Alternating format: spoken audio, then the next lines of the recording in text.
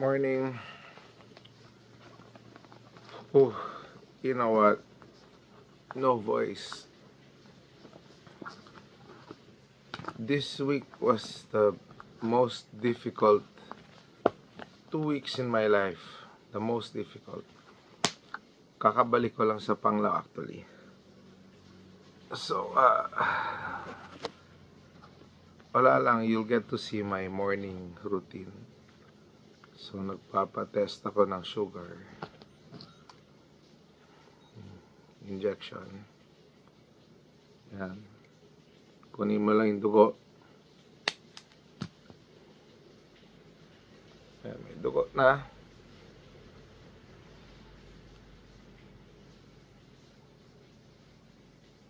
Scoop up the blood.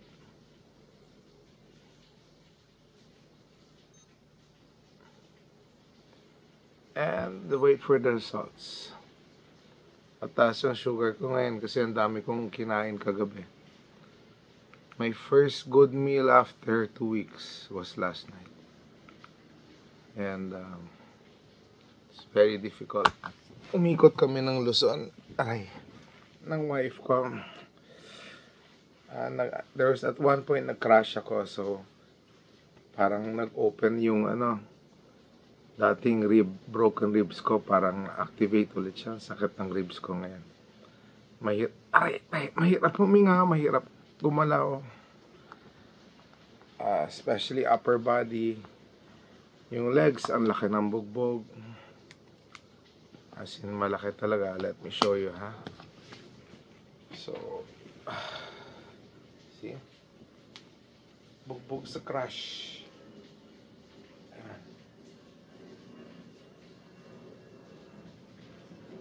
So, you can see, I really ride bikes. It's my love. Oh, by the way, pero na ako dito.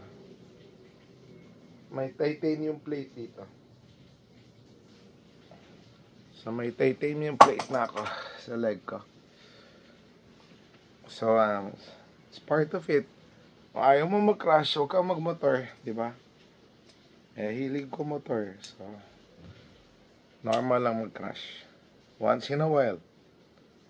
Palagi ko sinasabi, walang hindi nakaka-crash pag nagmamotor.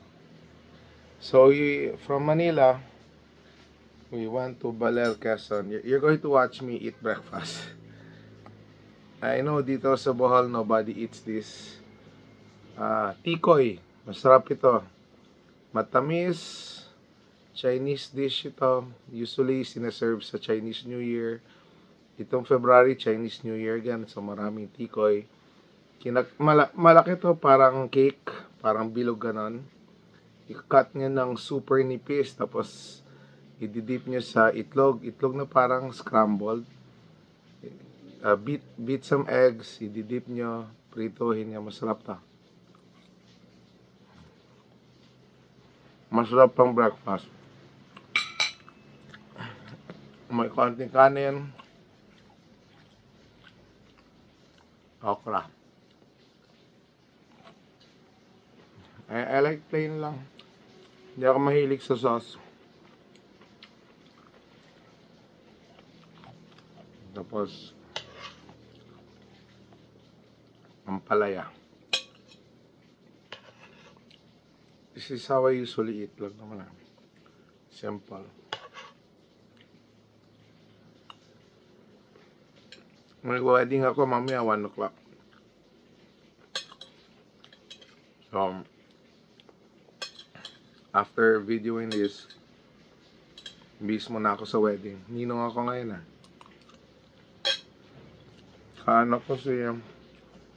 Kanino ko si Governor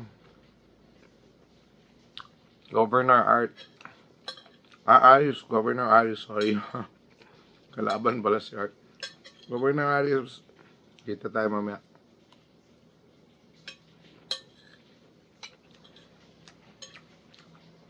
At yung uncle ko, si Dumaluan, si Dolarich, dating mayor ng Panglao. Kasama ko rin. Ninong din siya. I call him uncle. Ang color dito.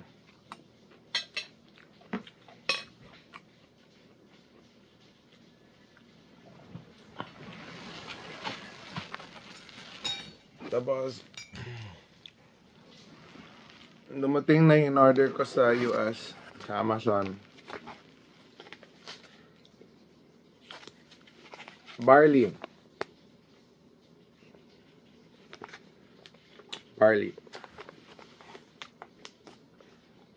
I am really promoting a healthy lifestyle. Okra, walang sauce, plain, boiled. And barley. Every day.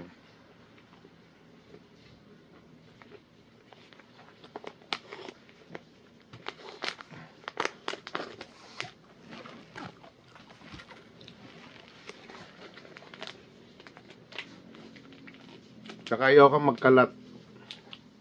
So you can see me after I remove this, I'll throw it. Lahat tinatapon ko na basurahan or inaayos ko. Before moving on, linis muna. Bango. Damo siya. As in, grass. Parang weeds, no?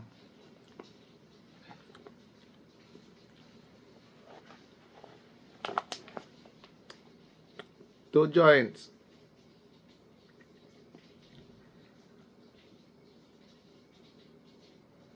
Pwede na yan. Isa pa. So, you can see, medyo madumi siya. I mean, di naman madumi. I-mix ko lang, parang juice. Medyo nagdi-dissolve, hindi naman nagdi-dissolve kasi grass ito. Pero, sa liit, hindi mo na rin makita parang pulbos. Mahirap lang ihalo. Kahit gaano katagal mo hinalo, parang hindi mo hinalo. May mga naiiwan pa sa bottom. Mix na lang ng mix.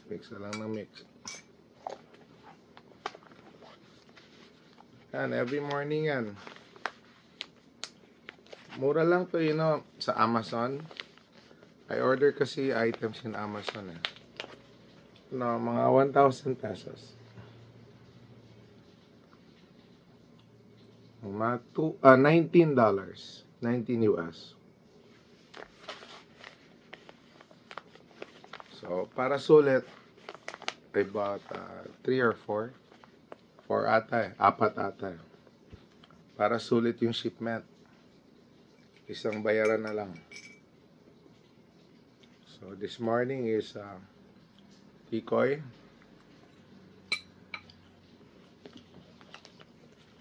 Sugar test.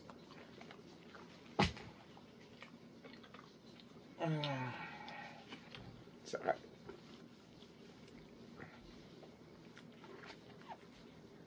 high blood test. While eating. Do not do this at home. Dapat kanina ito nakalimutan ko. Nauna kasing video.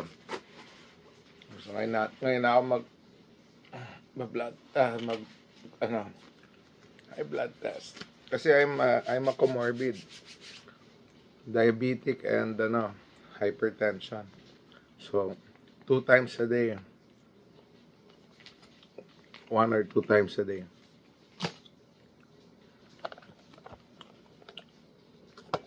Ready, set, go.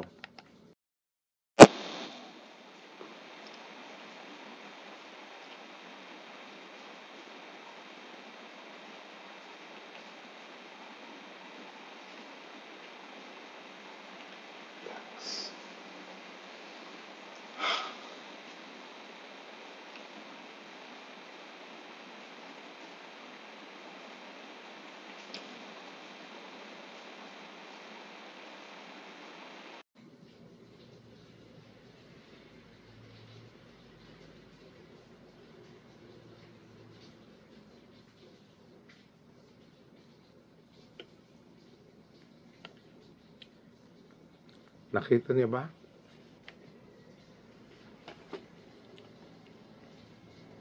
Anyway, kung hindi nakita, I think I saw 185. I'm not sure. Usually, mataas yan pag kumakain. Tama-tama, kumain na ako. So, yan, tataas talaga. Pag hindi makita, okay lang kasi na-upload sa cellphone yan eh.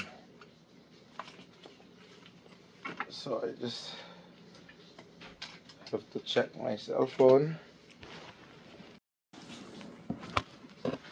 Ay. Na-cut ko yung video kasi hinanap ko yung cellphone ko. Then I remembered, I'm using pala the cellphone to talk to you. Forgetful na. Tumatanda na tayo. Anyway, breakfast is simple. May ampalaya.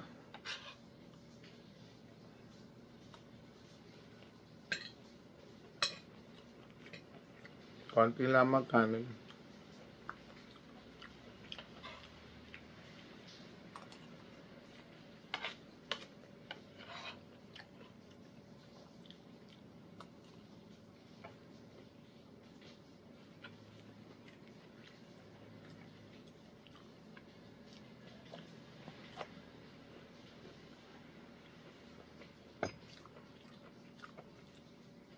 And don't forget the barley.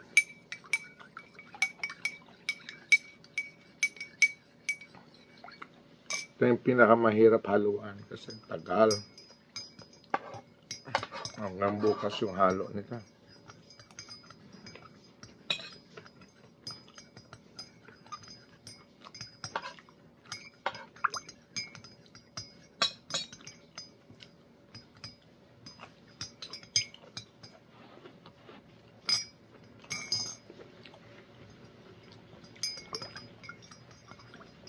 Anyway, after Baler, overnight, then Tugigaraw. So, Tugigaraw, ayaw na namin mag-overnight doon. Isang init. Overnight pa rin. Tapos, we needed to leave before 12 kasi sobrang init, nahilo na ako. Feeling mo is, you feel like mag-heat stroke ka. So, umiikot-ikot na. Yung mundo ko, umiikot na. Uminom na ako ng tubig, ng pineapple juice, para ma-rehydrate. Grabe sa Tugigaraw. Nakaka-heat stroke doon. Maraming na heat stroke doon. Diretso kami Apari. When we got to Apari, northernmost tip of the Luzon, we found out na meron pa palang mas north, mas mataas, yung Santa Ana. So, we decided to go to Santa Ana.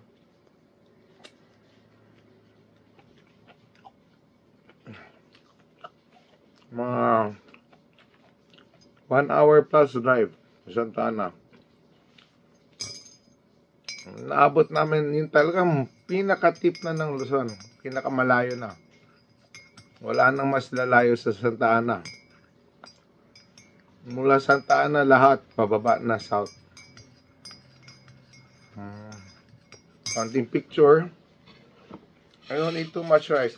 Kanina, yan lang. Ito lang kinain ko. Konti lang ako mag-rice.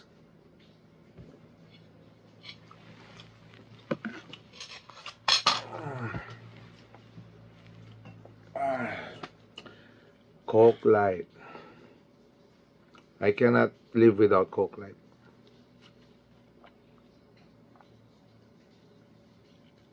So I always have a bottle filled with Coke Light and ice.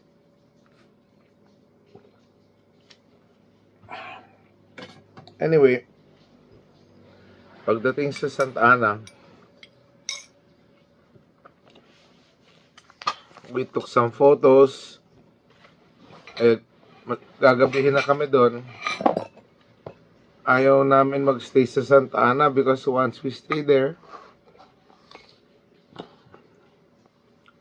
in Santa Ana, ang layo ng balik. And then the next day, we're going pa to Ilocos Norte, sa Lawag. Ang layo nun. Mga 5 hours, 6 hours. So, if we stay in Santa Ana, mag-a-add ng 2 hours, magiging 7-hour travel the next day. So, nag-decide kami, mga 9 PM na yan, ha? Nag-decide kami, balik na lang sa Apari. Matulog na kami sa Apari. So, we drove back to Apari. Stayed the overnight. The next day, 5 hours lang. Dumaan kami sa Pagudpod, sa Magalit Bridge. Magalit Bridge is like the longest expansion sa, I don't know kung the longest talaga yan, pero the longest daw siya sa Philippines. Tapos, went to the windmills of the north. Daming windmills. Dami talaga. The first time I saw the windmills, mga 8 lang. Ngayon, ilang daan na ata eh. From left to right ng horizon, puro windmill. Ang dami talaga. Like, parang nasa hundreds or 1,000 na. Kahit sa Pagudpod, sa beach area, puro windmills. Ganda. Ang sarap ng hangin sa north. Sobrang sarap. You can stand there the whole day kahit malakas yung araw. Ang lakas ng hangin. Sobrang lakas ng hangin. Beautiful. Napakaganda ng Pagudpod. It would have been nice to stay overnight. But I had to come back to Bohol because of a wedding. The wedding of the daughter of Bob Guerrero.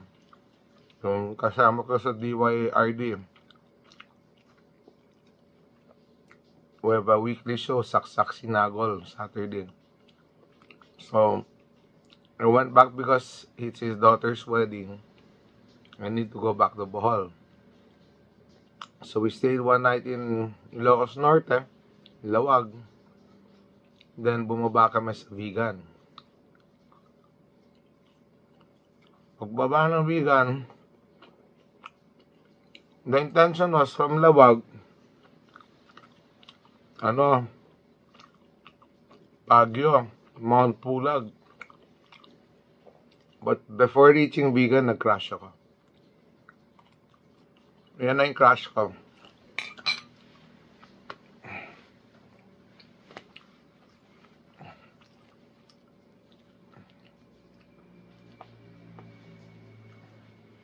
Plus my leg. Yung kanina yung sa legs ko. May sign yung road, merong do not enter, construction, stop muna. Yung problema yung sign, see-through. Wala man lang kahoy, walang ilaw, wala lahat. Wala nga nakasulat eh. Para siyang wall na see-through. Pag tingin kong ganon, wala akong nakita. Nakita ko lang kalsada, biglang nag-crash ako. I did not see the sign. Sobrang upload ko mamaya dito sa Big Brother yung crash. Makikita nyo, very thin wires lang. So, kinumplain ko sa police. When we got to Vigan, pahinga muna, lie down, sleep. Nag-change na yung trip. Kasi original, babalik na sana kami ng Manila, tapos magmamotor pa ako papuntang Bohol. That would be another 4 days, 5 days riding. Pero because of the crash, nag-decide kami, wag na lang ako mag-travel papuntang Bohol, baka mas lalo mag-crash pa ulit. Kasi I crashed 3 times. After the first crash, masakit na yung katawan ko. So, it's hard to control the bike pag ganyan. So, I fell pa 2 times after that. So, it's a sign already, di ba? sign na don't drive na to Bohol. The next day na sana eh. Pag-uwi the next day, that day pagdating sa Manila, the next day, Bohol na. Wala, it changed. Yung change namin is tapusin na lang natin yung Philippine Loop. Buong Pilipinas yung Philippine Loop May mga checkpoint. So, Lawag is a checkpoint. Supposedly, yan na yung last checkpoint. Tapos Manila na. Tsaka na, before New Year na namin tatapusin yung kalahati ng Luzon. Pero, we decided, dito lang tayo sa Luzon. Tapusin na natin lahat ng checkpoint. And then, from Manila, lipad na lang airplane. Which is exactly what we did. Kaya, kakadating ko lang kagabi, airplane. Galing Manila. Then, wedding today. All for you, Bob. Sir Bob. All for you. I'm doing this all for you. So, pagdating sa vegan, overnight kami, pahinga muna. Wala na akong pakialam magkano yung hotel. I got an expensive hotel kasi sakit talaga ng katawan ko. I wanted to have a good sleep, which nangyari naman sa awa ng Diyos. It was difficult, pero kasi ribs, when it's your ribs, you cannot sleep at night. Parang na-bali ulit yung ribs ko or na microfracture. Sakit Anyway, from vegan, we went to the Quirino Mountains. We went to the Quirino skyline. I'll upload all the photos. Stay tuned. We went to Quirino skyline. Then, nandun na rin yung... From Quirino skyline, we headed towards the highest peak, which is Tinok. Nandun na rin sa Mount Pulag yung Tinok, sa area na yan. So, we arrived at Mount Pulag National Park, Tinok, highest point of highway in the Philippines, 2,400 something meters above sea level. Incredible, over 7,000 feet. Sobrang lamig, wala kaming makita sa kapal ng fog. Mabuti na lang malakas yung lights ng motor. Pero grabe, umiyak na yung asawa ko. Natatakot na siya kasi that was 9 p.m. when we reached the highest point. Total darkness, wala man lang buwan. You know yung buwan na parang thin line lang yung buwan crescent moon. Shit. Wala talaga kami makita nun. But we're happy. After that, we went to Baguio. Overnight sa hotel ng friend ko. I have a friend, he owns 2 hotels. Prince Hotel and Ritz Legarda Hotel. Baguio City, if you go there, go to Ritz Legarda or Prince Hotel. Kababata ko yung may-ari. Very nice guy. Very nice couple. Dennis and Lala. I think Lala and Dennis. Overnight kami sa Prince. From Baguio, 2 more checkpoints and we're finished with the Philippine Loop. So, checkpoint number 1. Alaminos, Pangasinan. Sarap. Alaminos, Pangasinan, checkpoint number 1. 100 islands yan. Pero sa sakit ng katawan ko, hindi namin madiretso. I had to stop many times on the way. Siguro, every few minutes stop. Tapos matutulog ako sa kalye. We finally reached Alaminos, gabi na. And it's a requirement of the loop to take a photo. Sabi ko sa wife ko, mauna ka na. Ayoko na. Sabi ko, I'll take my time. Mauna ka na kasi late na. It's mga dinner time na, mga 9. It took an entire day to go there, which normally hindi. I told mga 7 p.m. I told my wife, mauna ka na sa Subic. Last checkpoint, Subic. Pabalik na sa Manila yung Subic, ha. Since nauna siya, she decided to pass the coastal road kasi mas maganda, mas malayo. Sabi ko, sige, mag-coastal road ka na. Ako, highway ako, TPLX para walang stoplight. Dire-diretso lang. So, nag-coastal road siya. She went to Subic. She tried to wait for me. Since hindi ako dumating, she went off na back to Manila. Nakauwi siya ng Manila mga 1 p.m. 1 a.m. Nakauwi siya ng Manila 1 a.m. Ako naman, I was in Alaminos, Pangasinan, in McDonald's, sleeping. I was sleeping on the table of McDonald's. Pagising ko, I went towards Dagupan. Kasi hindi ako ng-coastal road, you have to return to Dagupan. Daan muna ako sa Starbucks. Inom ako ng maraming kape. I ordered 13 coffees. 13.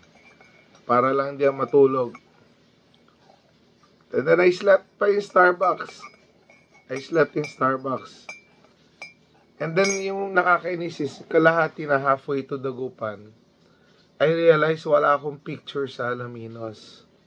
Kung wala kang picture sa Alaminos, parang hindi ka pumunta sa Alaminos. Because it's a requirement of the Philippine Loop to log all your trips, all your locations, para may proof na talagang pumunta ka doon. So, I had to go back to Alaminos. Went back to Alaminos, took a photo of the welcome sign. And then, punta na akong Dagupan. My God, that was like 12 na. 11 na. By the time I reached Starbucks, 11 na. Buti bukas pa. So, Starbucks muna ako. Nung nagsara yung Starbucks, mga 1. Almost 1 ata. Alis na ako. For Subic. On the way to Subic, lahat ng madadaan ng gas station, dinaan ko. Lahat yan, natulog ako. Yung isa, siguro 30 minutes. Yung isa, I think, umabot na 1 hour yung tulog ko. Mga 2 or 3 stations, I forgot na. Minimum 2. 2 stations. Or 3, alam ko, meron pang CR, hindi na station, parang CR lang. Tulog rin ako doon. Sakit talaga. Finally got to Subic at 3 a.m. 3. Then, from Subic, I just took a photo sa sign. Di na ako naghanap ng welcome rotonda pa or what. Basta any sign lang na may nasa Subic ako. After taking several photos, diretso na Manila. Natulog ko ulit sa CR. May CR kasi yung SC Tex yung highway. Maganda naman siya. Classy. My God, nahulog pa yung motor ko doon habang natutulog ako. So, nahulog ako while sleeping. Yung motor. Nandito ako, natutulog ako sa motor. Bumagsak pa siya. Oh my God. So, nahulog pa ulit ako one more time. Naipit pa ako sa ilalim ng motor. Mabuti na lang naka-boots. Kung bibili ka ng boots, you buy the boots that's super tigas. Yung pag dinaganan ng motor, kasi bumagsak ka ng ganyan, pag dinaganan ka dito ng motor, hindi magfo-fold ito. Dapat yung boots mo, hindi nagfo-fold. So, I always buy the boots. Ginaganon ko yung boots. Kung malambot siya, hindi ko binibili. Binibili ko lang hindi ko maganyan. Yan lang ang binibili ko. It's not about the brand. Brothers and sisters, don't care about the brand. You buy the boots. Kung pwede, bakal siya. Para pag bumbagsak ka ng motor, hindi siya gaganyan. Kasi pag gumanyan siya, edi bali yung paa mo. Diba? So, the boots, nahulugan ako. Paghulog ko, the motor fell on the boots. So I had to pull my leg out. It wasn't easy, but I eventually got my leg out. Naghanap na, I was so weak, hindi ko na kayang ibuhat yung bike. Naghanap ako ng tulong, mabuti na lang may highway patrol. Tinulungan ako ng highway patrol doon. And then finally, yan, adrenaline rush na when that happened. Hindi na ako naging sleepy nun. Diretso na hanggang Manila. But then, malapit na sa Manila, I had to stop na ulit 2 times, 2 gas stations. Pero mas mabilis, CR, wash my eyes, wash my face, eye drops para magising, and just straight to Manila. I slept mga 2 pang CR, dalawa pang gas station. Pagdating sa Manila,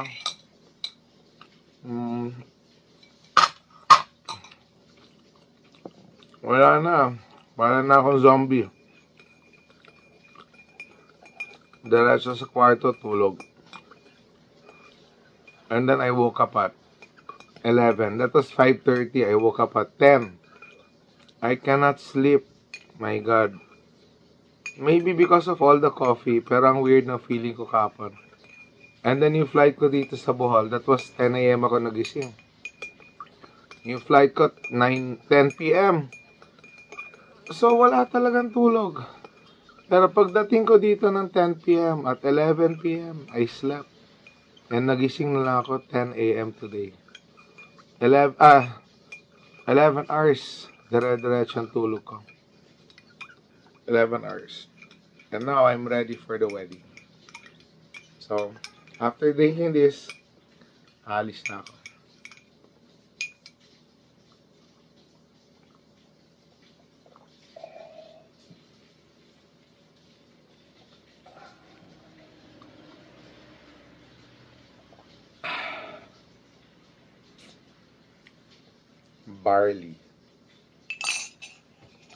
Barley.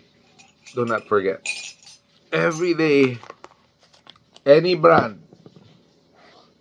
Wala ko in-endorse na brand. In-endorse ko mura. Huwag kayong bumili ng 100 grams, 2,000 pesos. Ito, half kilo ito.